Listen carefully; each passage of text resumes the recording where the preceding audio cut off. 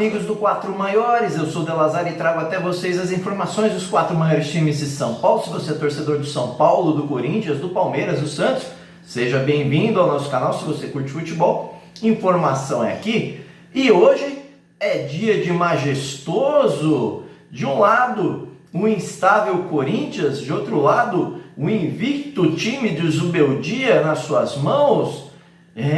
Uma grande partida, uma partida de grande história, né? De um grande retrospecto aí entre os dois times.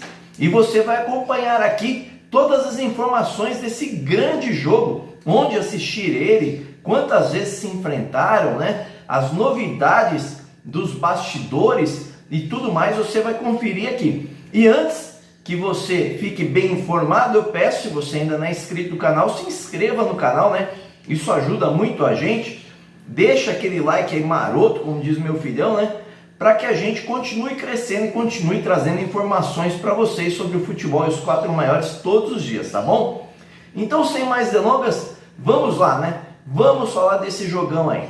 Corinthians e São Paulo já se enfrentaram 314 vezes. O Corinthians venceu 113 vezes, o São Paulo 97 e eles empataram 104 vezes. Em brasileiros, a história são de 72 jogos, com 23 vitórias do Corinthians, 19 do São Paulo e 30 empates. Ou seja, entre os dois times, o Corinthians leva a melhor nos confrontos, não é verdade? Mas isso não quer dizer que no brasileiro atual o Corinthians esteja em vantagem. Como todos nós sabemos aí, o Corinthians não vive um bom momento e o São Paulo vem num momento mágico. E aí, isso criaria uma diferença na tabela. O São Paulo hoje, por exemplo, é o sexto lugar, com 14 pontos, a 3 pontos do líder do campeonato. O Corinthians, por sua vez, é 15º lugar, 16º, aliás, com os jogos de ontem, e está ali em número de empate, né?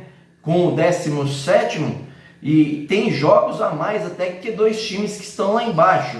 Então precisa da vitória para se recuperar de qualquer maneira. Mas aí nós temos as novidades dos dois times, e uma do Corinthians envolve inclusive a sua torcida em relação ao pagamento do seu estádio. Fique ligadinho que eu vou trazer essa notícia para você. E já a do São Paulo, uma contratação que não estava nos planos e pode aparecer no São Paulo, esteve no CT ontem. Então vamos lá.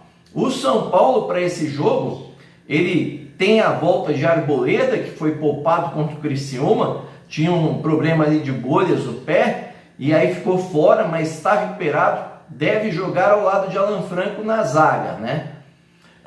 O São Paulo terá alguns desfalques, por conta de convocações, que é o caso do goleiro Rafael do São Paulo, o Bobadilla no Paraguai, o Ferrarese na Venezuela e o Rames na Colômbia, né? O Rafael na seleção brasileira, todos participando da Copa América.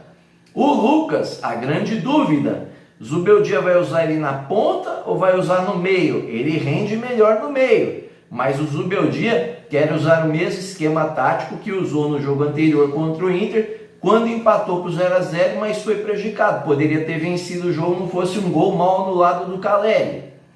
E assim, a novidade que eu falei para vocês aí, né? O jogador Thiago Mendes esteve ontem no CT do São Paulo. O São Paulo quer contratar o jogador de 32 anos, ele é um volante, já jogou no São Paulo, está no time do Catar lá. O São Paulo está em negociação com o time do Catar e ele pode aparecer aí no time do São Paulo, inclusive ao lado de um outro jogador que esquentou demais o contato aí. Teve reunião essa semana do empresário do Alexandro, lateral esquerdo da Juventus, com o São Paulo. Alessandro muito perto do São Paulo, jogador de seleção, viria e cairia como uma luva na lateral esquerda. E por falar em luva, vamos começar aqui a escalação do São Paulo, né? O São Paulo que terá Jandrei no gol, na lateral direita Igor Vinícius, na zaga Arboleda e Alan Franco, na lateral esquerda o Wellington, no meio campo Alisson, Luiz Gustavo e Nestor, no ataque Lucas, Luciano e Caleri. Um timaço do São Paulo aí, que tem ali o Wellington Rato no banco, ainda não conta com Rafinha e nem com o Pablo Maia, ambos contundidos aí, né? O Rafinha com uma fratura, o Pablo Maia uma cirurgia na coxa. Então, em breve, certamente estarão no time do São Paulo, ainda esse ano, torcedor do São Paulo espera, né? Por outro lado, agora trazendo as informações do Corinthians, em meio à crise, né? Por isso a instabilidade, né? A falta de patrocinador, a possível saída de Carlos Miguel do Corinthians, tudo isso que rolou essa semana aí, né? Parece que pinta uma boa notícia aí. Nesta sexta-feira, a Gaviões se reuniu com dirigentes da Caixa Econômica Federal e a Gaviões tem um plano, hein? E qual é esse plano? É a quitação da Neoquímica Arena. É isso aí, você não ouviu errado não. A Gaviões quer fazer uma campanha, uma grande campanha, junto com a Caixa Econômica Federal, para quitar o estádio da Neoquímica Arena. Para isso, os diretores da Gaviões se reuniram com dirigentes da Caixa para verificarem quanto está a dívida, como é possível fazer isso, para deixar uma abertura de uma conta para arrecadar esse valor, né, para quitar, e aí teria uma espécie de um link dessa conta com uma ligação em um site mostrando quanto está entrando em dinheiro e quanto ainda falta para quitar a Neoquímica Arena. Então seria uma notícia maravilhosa para os cofres do clube e é uma forma que a torcida está tentando encontrar de ajudar o Corinthians nessa questão. Por quê? Porque o torcedor está cansado, né, dessa história de ter dívida com o estádio e não pode trazer um bom jogador, porque tem amarrado essa dívida que só cresce com juros, e o torcedor vai ficando invocado, e aí a torcida tenta um meio de ajudar o Corinthians, resolver um grande problema, aliás, um problema gigantesco, para que possa aí ter um melhor time, né? Por falar em melhor time, o Antônio Oliveira, ele, em meio a essa crise toda e até na crise futebolística, vai utilizar o garoto Moscardo de 18 anos. Ele que foi vendido ao PSG, fez uma cirurgia no pé, estava em fase de recuperação aqui em São Paulo, e o Corinthians inscreveu ele, e o Antônio Oliveira deve utilizá-lo no meio campo, né? No lugar de quem?